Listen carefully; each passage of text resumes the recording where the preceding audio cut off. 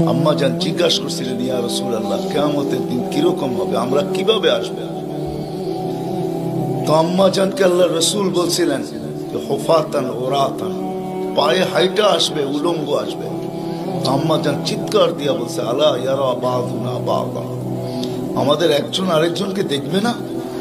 আল্লাহর রাসূল আম্মা জানের কোলে শোয়া ছিলেন, উঠা বসছেন, চেহারার রং পরিবর্তন হয়ে গেছে, আর বলছে, আয়েশা ইয়াউমুন আসির, আয়েশা বড় কঠিন দিন।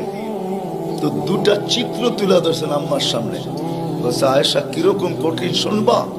কাআন্নী আনজুরু মূসা মুতালাফফিফুন বিউমুদিল আরশ ওয়া ইয়াকুলু রব্বি লা আসআলুকা আল-ইয়াওমা উম্মি ওয়া লা আসআলুকা আল-ইয়াওমা উখতি আসআলুকা নাফসি নাফসি নাফসি নাফসি।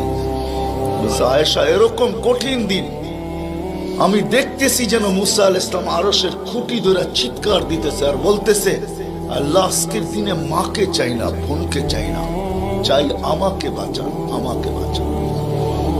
কালিমুল্লাহ, যার কিতাবটা আল্লাহ নিজের হাতে লেখছে, কাতাবাত তাওরাত বিয়াদি, যার কিতাব আল্লাহ নিজের হাতে লেখা দিয়েছেন, কালিমুল্লাহ ছিলেন, আল্লাহর সাথে যিনি কথা বলতেন, যার উপাধি কালিমুল্লাহ। উলুল আজমি মিনার রসুল, 5 জন নবীর ভিতরে একজন ছিলেন, 5 জন উলুল আজমি মিনার রসুলের ভিতরে। আল্লাহ রসুল বলছে, আয়েশা আরেকটু দৃশ্য বলবো তোমাকে? তো বলছে, ইয়া রাসূলুল্লাহ বলেন। বলছে, ওয়াজিআ বিজাহান্নাম, জাহান্নামকে যখন আনা হবে তো 70,000 শিকল লাগানো হবে, প্রত্যেকটা করার সাথে 70,000 ফেরেশতা ধরবে। তারপরও জাহান্নাম ছুটবে, সব ফেরেশতাদের হাতের থেকে ছুটা নিচে কিয়ামতের দিন মাঠের দিকে যখন ভাগতে থাকবে, তো জিবরিল আলাইহিস সালাম আল্লাহর পাশে থাকবে, চিৎকার দিয়া বসা পড়বে আর বলবে, রব্বি সাল্লিম সাল্লিম, রব আমাকে বাঁচান, আমাকে বাঁচান। ওই দিন শুধু একজন ব্যক্তিত্ব, আপনার আমার রাসূল মুহাম্মদুর রাসূলুল্লাহ সাল্লাল্লাহু আলাইহি ওয়াসাল্লাম শুধু উম্মতি উম্মতি বলে চিৎকার দিবে। আল্লাহ এটাই জবাব দিতেছেন, আনতা তাকুলু উম্মতি, আমি জানি আপনি উম্মতি বলে চিৎকার দিবেন, কারণ এখানে শুধু ব্যথা উম্মতের, আর কোনো ব্যথা নেই, কোনো ব্যথা নাই, শুধু ব্যথা উম্মতের ব্যথা। এমন এক ব্যথা দিলের ভিতরে ছিল, তো বলছে আপনি উম্মতি বলে চিৎকার দিবেন, আমি বলবো রহমতি রহমতি, 99 রহমত রাখা আছে, সালতো তা, ওই দিন আপনি চাবেন আমি দিব, শাফি তুসাফা, আপনি সুপারিশ করবেন আমি মঞ্জুর করব। আরেক রিওয়ায়াতে আল্লাহ বন্ধুকে সান্ত্বনা দিয়েছেন, বন্ধু আনা মালিকি ইয়াউমিদ্দিন আনতা সাহিবা ইয়াউমিদ্দিন, আমি কিয়ামতের মালিক বটে কিন্তু বাদশা কিন্তু আপনি, আমি মালিক কিন্তু বাদশা আপনি। ব্যথা ছিল, ব্যথা। সুনামগঞ্জের মানুষ আমার চেয়ে বড় বড় ওলামার আওয়াজ করছে, আমি শুধু আপনাদেরকে একটু নবীর ব্যথা শুনাইতেছি, কিরকম ব্যথা ভিতরে ছিল। চলেন, যখন ব্যথাই শুনাইতেছিলাম তো আরেকটু শুনাই। প্রথম সিংহায় ফুতে সব ধ্বংস হয়ে যাবে, এটাকে নফখাতুল উলা বলে, কিয়ামত যেটাকে বলে। দ্বিতীয়টাকে নফখাতুল নুশুর বলে, দ্বিতীয় সিংহা ফুতে সব আবার জন্ম হবে, সব পয়দা হবে। কিন্তু এর আগে মৌত সবার হয়ে যাবে, মালাকুল মৌতেরও মৌত হবে, এটাও সত্য, হাদিসে আছে। আমি অতদূর টানতে চাইতেছি না। সর্বশেষ যখন মালাকুল মৌত থাকবে, আল্লাহ জিজ্ঞেস করবে, মাম বাকিয়া ইয়া মালাকুল মৌত, কে বাকি? তো বলবে, লা মা বাকিয়া আহাদ ইল্লা আনা ওয়া আনতাল হাইয়ুল লাযী লা তামুত। আকাশ জমিন আরশের নিচে কোথাও কোনো সৃষ্টি বাকি নাই, শুধু আমি একা বাকি আর আপনি। আল্লাহ জিজ্ঞাসা করবে, আইনা আনতা, তুমি কোথায়? তো বলবে, তাহতা আরশিক, আমি আপনার আরশের নিচে, উপরে তো না। আল্লাহ বলবে, মাযা তারাও, আরশের নিচে তাকায় দেখো তো কি দেখা যায়? তো উনি লেখা দেখবে, আজকেও আছে, ওই দিনও উনি দেখবেন, ইন্নী কাতাবতুল মাউত আলা মান তাহতা আরশি, আমার আরশের নিচে যে আছে তাকে মরতেই হবে। আল্লাযী হাই চিরঞ্জীব ফাহুয়া ফাওকা আরশি, সে আমার আরশের উপরে বিরাজমান। তো তো বলবে আল্লাহ এই লেখা আছে এখানে, তা আল্লাহ বলবে ফাতামুত আনতা, এবার তোমার পালা।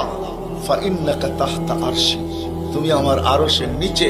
ওয়া ইন্নী কাতাবতুল মাউত আলা মান তাহতা আরশি, আর আমার আরশের নিচে যে আছে তাকে মরতেই হবে।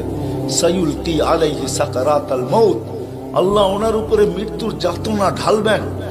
আজকে যদিও উনি মৃত্যু সম্বন্ধে কিঞ্চিত ধারণাও রাখেন না, আমার বিশ্বাস উনি মৌত কি জিনিস জানেন না, এটাই তো সত্য। কি যাতনা বিষে বুঝিবে সে কিসে, কবু আসি বিষে ডংসিনি জানে। সাপের বিষ তো ওই বোঝে যাকে সাপে দংশন করছে। উনি তো নিয়ে যায় শুধু আমাদেরকে, হুকুম হয় অপারেশন সাকসেস করে না, নিয়ে যান। এমনকি প্লেনের ভিতরে উনি অপারেশন চালান, ঠিক না? মানুষ প্লেনও মরে ইদানিং, আগেও মরছে। উনি নিয়ে যান, উনি মৃত্যু সম্বন্ধে কিঞ্চিত ধারণা রাখেন না। তো যখন আল্লাহর ওনার উপরে সাকরাতুল মউত, সায়ুলকি আলাইহি সাকরাতুল মউত, মৃত্যুর যাতনা আল্লাহ ঢালবেন, তো ওই দিন উনি চিৎকার দিবে, চিৎকার। কিরকম চিৎকার? বলবে বিইজ্জতিকা ওয়া জালালিক, তোর ইজ্জত আর জালালের কসম, ওয়া উলুবি মাকানিক, তোর উচ্চতার কসম মালিক। লাউ আলিমতু সাকরাতাল মউত, মৃত্যু সম্বন্ধে যদি আমার কিঞ্চিত ধারণা থাকতো, মা কাবাস্তু আরওয়াহাল মুমিনিন, কোন মুমিন মুসলমানকে আমি এত কষ্ট দিয়ে নিয়ে আসতাম, এত কষ্ট। কিন্তু বৌতনার হবে, উনিও মুখ থুবড়ে পড়বেন। দ্বিতীয় নফখার আগে আল্লাহ 4 জনকে পয়দা করবেন, জিবরিল, মিকাইল, ইসরাফিল, মালাকুল মউতকে। কিন্তু পয়দা করতে দেরি, জিবরিল আলাইহিস সালাম কানতে দেরি করবেন না। 3 জন জিজ্ঞাসা করবে কান্নার কারণ, বলে ইদান ইউমার ইসরাফিল, এখনই হুকুম করা হবে ইসরাফিলকে নফখাতুন নুশুরের জন্য, আর আমাকে হুকুম করা হইবে আল্লাহর বন্ধুকে মাকামে মাহমুদে নিয়ে আসার জন্য। কিন্তু আমি আমার মৃত্যুর পরে ভুলে গেছি উনার কবর কোথায়।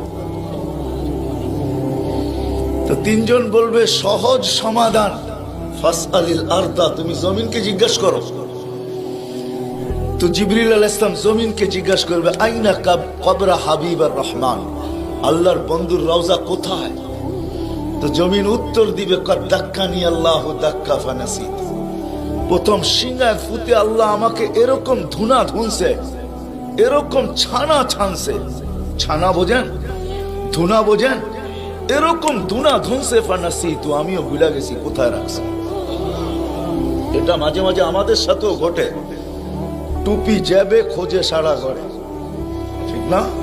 সারা ঘর মাথায় উঠায় ফেলে, হঠাৎ পকেটে হাত দিয়া দেখে টুপি আর জিব্বাটা কামড় দিয়ে বেরিয়ে চলে যায়, ঠিক না? নাহলে তো ঘরালার আবার এর মাথা খারাপ করবে, ঠিক না? আমাদেরও ঘটে, জমিনও ভুলে যাবে। ওই দিন আল্লাহ রসুলের কবর থেকে নূর বাহির হবে, নূর নূর নূর নূর হাত্তা ইয়াসাদ আরশার রহমান, আল্লাহর আরশ পর্যন্ত পৌঁছবে। আজকে বাহির হয় না, আজকে বাহির হলে দুনিয়া দুনিয়া থাকবে না, শেষ। আজকে সুযোগ নাই, ওই দিন বাহির হবে। জিবরিল আলাইহিস সালামকে হুকুম করা হবে নিয়ে আসো মাকামে মাহমুদে, নিয়ে আস, যাবে। পরেরটা হইল সুনামগঞ্জের মানুষ বুঝার, যদি ভিতরে দিল থাকে তাহলে বুঝবেন, নাহলে বুঝবেন না। উনি যাবে, পর মারবে পর, আর বলবে তুমি হাবিব আর রহমান, আল্লাহর বন্ধু ওঠেন।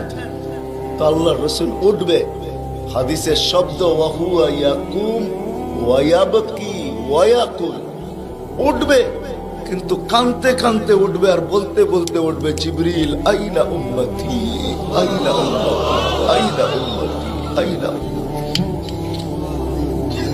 আমার উম্মত কোথায়? আওয়াসালা শাফির জাহান্নাম, আমার উম্মত কি আমাকে ফাঁকি দিয়া পুলসিরাতের কিনারে চলে গেছে? তারপরে জিবরিল তুমি আমাকে উঠাইতে আসছো? তো জিবরিল কসম খাবে বিইজ্জতিল্লাহি ওয়া জালালি মা শাক্কাল আরদ আহাদুন ইল্লা আনতা, আপনি ব্যতীত কেউ ওঠে নাই, উম্মত কোত্থেকে উঠবে? আপনি শান্ত হন, শান্ত, সান্ত্বনা দিবে, উঠবে, মাকামে মাহমুদে যাবে। কসম খোদার, ব্যথা আমি শুনাইতেছি আপনাদের, উঠবে, যাবে। কিন্তু মাকামে মাহমুদে বসবে না, শুধু টাইন হাতটা রাইখা দিয়া দাঁড়ায় থাকবে। আল্লাহ জিজ্ঞাসা করবে, বন্ধু বসেন না? বলছে না, বসবো না। দাঁড়ায় আছেন কেন, হাত রাখছেন কেন? বলে মালিক, এই জন্য হাত রাইখা দাঁড়ায় আছি, এটা আমি মালিক। কিন্তু তাইলে বসেন না কেন? বলে বসবো না। বলছে কারণ? কি কারণে বসবেন না? বলে আমাকে বসায়া দিতে চান, তাই না? আমি যদি বসি তো আমার উম্মতের জন্য ছোট রেখে, ভাগ রেখে, কাঁদ রেখে। কে হাউজে কাউসারে যাবে? কে উম্মতের ঠোঁটে লাগায়া পেলা পান করায়া দিবে, পানি পান করায়া দিবে? কে মিজানের পাশে দৌড়াবে? পাল্লা যদি সামনে না ঝুঁকে, তাইলে দুরুদের গাঠটি নিয়া, যা আমি আপনি পড়ছি নবীর উপরে দুরুদ, ওই গাঠটি গুলাকে নিজের কাঁধে করে নিয়ে চলে আসবে। প্রত্যেকের নামেরটা ইমাম কর্তুবী রহমতুল্লাহ আলাইহি লেখছেন, কিতাব মোতালা করেন, ওই গাঠটি নিয়ে আসবে, নিজে উঠায়া নিয়ে আসবে, উঠায়া। এই জন্যই বলছে আমার উপরে দুরুদ বেশি বেশি পড়ো। ডেলি পড়ো না তো জুমার দিন পড়ো, আকসিরু আলাইহিস সালাহ ইয়াউমাল জুমআ। জুমার দিন বেশি বেশি আমার উপরে দুরুদ পড়ো, তোমাদের দুরুদ গাঠটির ভিতরে রাখা থাকবে। গাঠটি কিয়ামতের দিন যদি পাল্লা না ঝুঁকে, তো আমি পিঠে করে উঠায়া পাল্লায় দিয়া ঝুঁকায়া দিব, ঝুঁকায়া। আবার মিজানের পাল্লায় পুলসিরাতের ওইখানে দৌড়াবে। বলছে কে দৌড়াবে? উম্মতের জন্য, যে কিয়ামতের মাঠে ব্যথা নিয়ে উঠবে, ব্যথা, ব্যথা নিয়ে উঠবে, ব্যথা। হায় হায়, যে মৃত্যু লগ্ন ব্যথা নিয়ে গেছেন, ব্যথা। কোনো ব্যথা না, কোনো ব্যথা না, নয় ফ্যামিলির ব্যথা না, হাসান হোসাইনের ব্যথা না, আলী ফাতেমার ব্যথা না, যে হাসান হোসাইন কলিজার টুকরা ছিল, টুকরা। সুনামগঞ্জের মানুষ বুঝবেন কি বুঝবেন না জানি না, দুই ভাই আসছে আল্লাহ রসুলের কাছে, আয়েশা বলছে নানা জান আপনি উত্তম না আমরা দুই ভাই উত্তম? সাইয়্যিদুল আউয়ালিন ওয়াল আখিরিন কে জিজ্ঞাসা করে, যার সুবাদে সমগ্র জগৎ তৈরি, যার রহমতের ছোঁয়ায় সব অস্তিত্ব পাইছে, আমিও আপনাও সমস্ত সৃষ্টি, আরে সমস্ত নবী রসুল যার রহমতের ছোঁয়ায় অস্তিত্ব পাইছে, তাকে নাতিদয় জিজ্ঞাসা করতেছে নানা জান আপনি উত্তম না আমরা দুই ভাই? আল্লাহ রসুল সাদা সিধা জবাব দিচ্ছেন, আমি উত্তম, খায়রুল বাশার, আমি উত্তম। দুই ভাই হাসা দিছে। আল্লাহ রসুল জিজ্ঞেস করছে হাসলা কেন? নানা জান জবাব হয় নাই। মানি আমরা দুই ভাই উত্তম। প্রমাণ? আপনার আব্বা আমাদের আব্বাজানকে চিনেন? তো বলছে বলো তোমাদের আব্বাজান কে? আলিউল মুর্তাজার পুরা মানাকে পরিচয়।